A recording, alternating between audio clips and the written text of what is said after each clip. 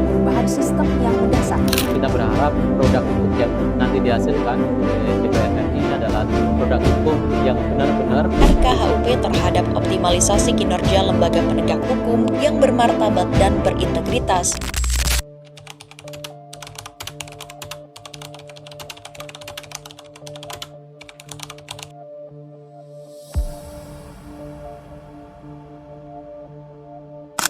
Assalamualaikum warahmatullahi wabarakatuh.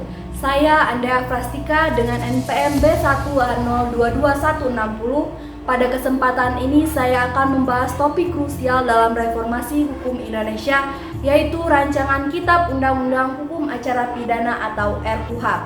Mari kita telah bersama mengapa Indonesia sangat membutuhkan pembaruan dalam sistem hukum acara pidananya.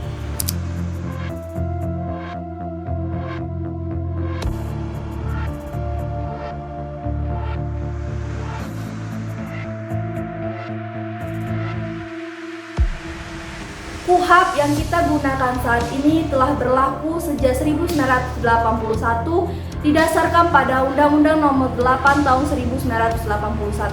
Artinya regulasi ini telah berusia lebih dari 40 tahun.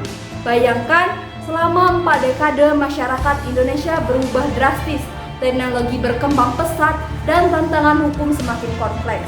Namun perangkat hukum acara pidana kita masih sama.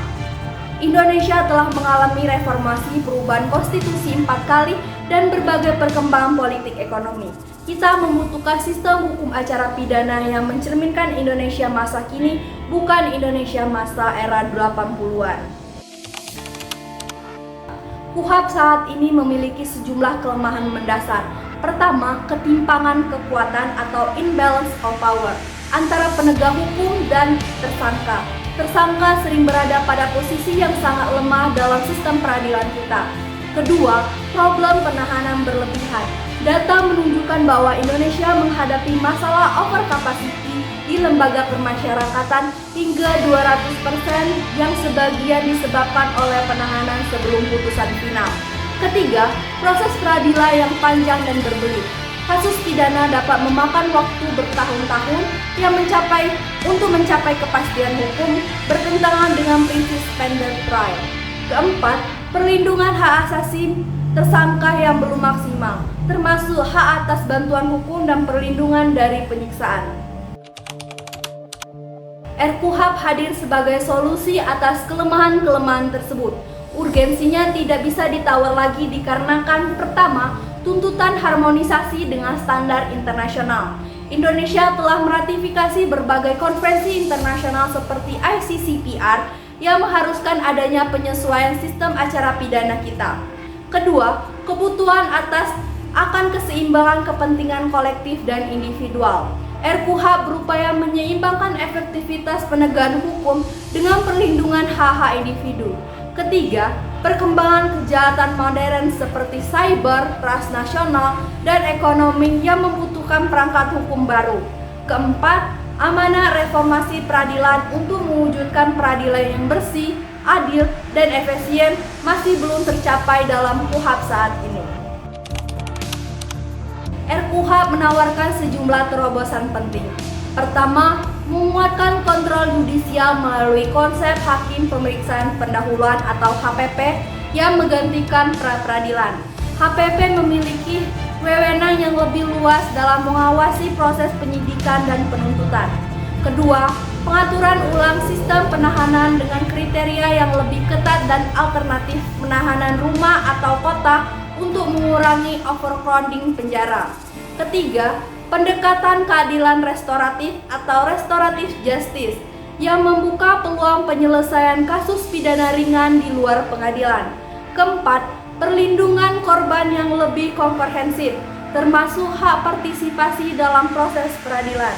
Kelima, simplifikasi proses upaya hukum untuk mempercepat tercapainya kepastian hukum. Keenam, pengaturan alat bukti elektronik yang sesuai dengan era digital. Meski demikian, RKUHP juga menghadapi kritik tajam. Beberapa pihak mengkhawatirkan ketentuan playa bergening bisa disalahgunakan.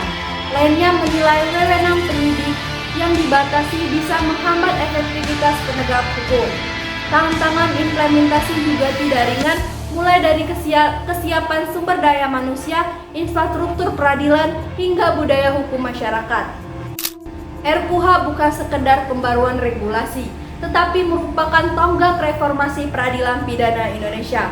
RKUHP menjawab tuntutan zaman untuk mewujudkan sistem peradilan yang lebih adil, efisien, dan humanis.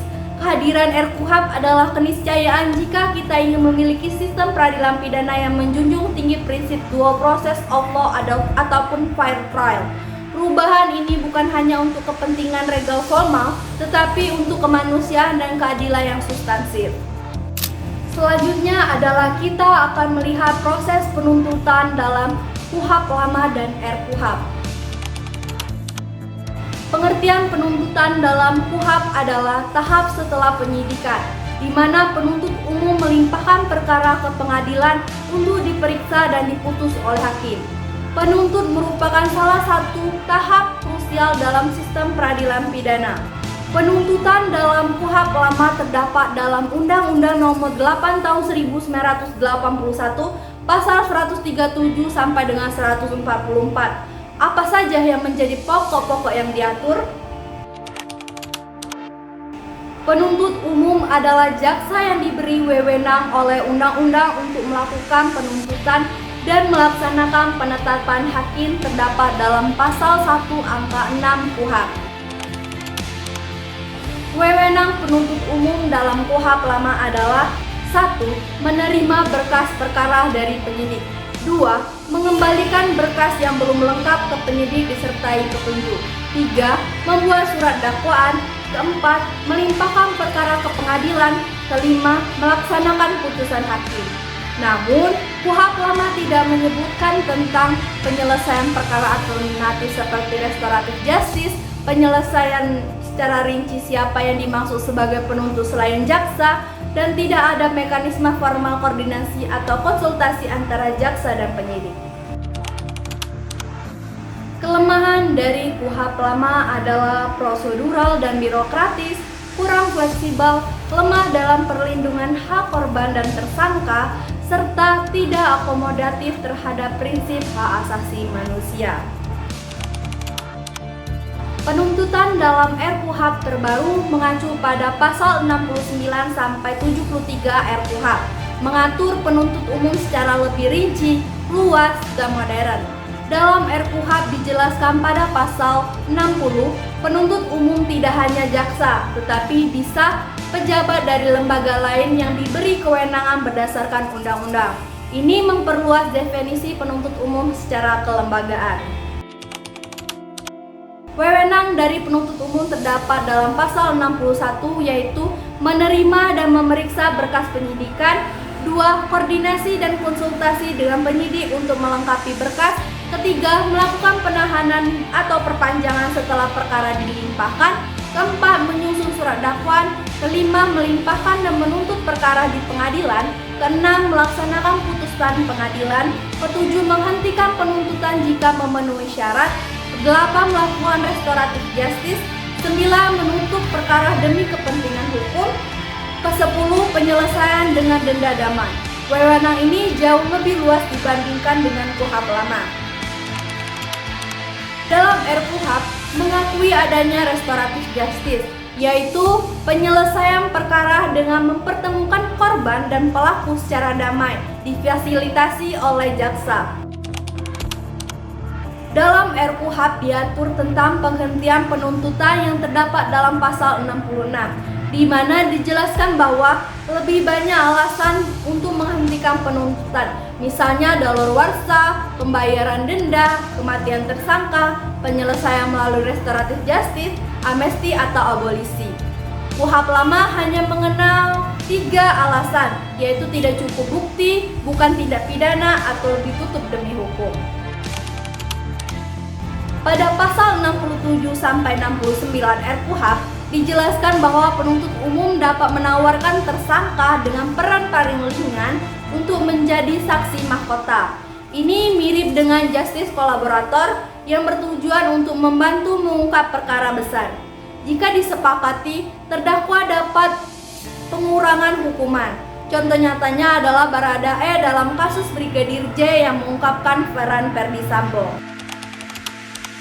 Dijelaskan juga tentang koordinasi dan konsultasi dalam pasal 63 RKUHP, di mana jika berkas belum lengkap, jaksa dan penyidik harus koordinasi maksimal 2 hari cukup 1 kali. Bila belum selesai, diadakan gelar perkara bersama. Ini mempercepat proses dan mencegah bolak-balik berkas yang tidak efisien.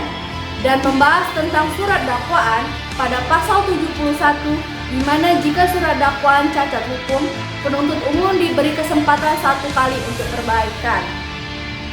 Kalau dalam KUHP lama, hal tersebut langsung batal demi hukum tanpa kesempatan perbaikan.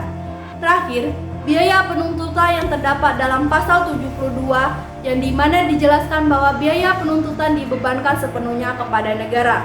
Hal seperti ini tidak diatur rinci dalam KUHP lama. Dijelaskan bahwa wewenang penuntut umum dalam KUHP lama sederhana dan terbatas, sedangkan dalam RKUHP lebih luas dan rinci, termasuk membahas tentang restoratif justice dan denda damai.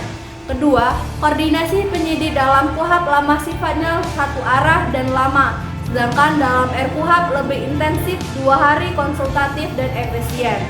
Ketiga, penghentian penuntutan dalam KUHP lama hanya ada 3 alasan, sedangkan dalam RKUHP sebanyak 8 alasan lebih termasuk restoratif justice dan denda.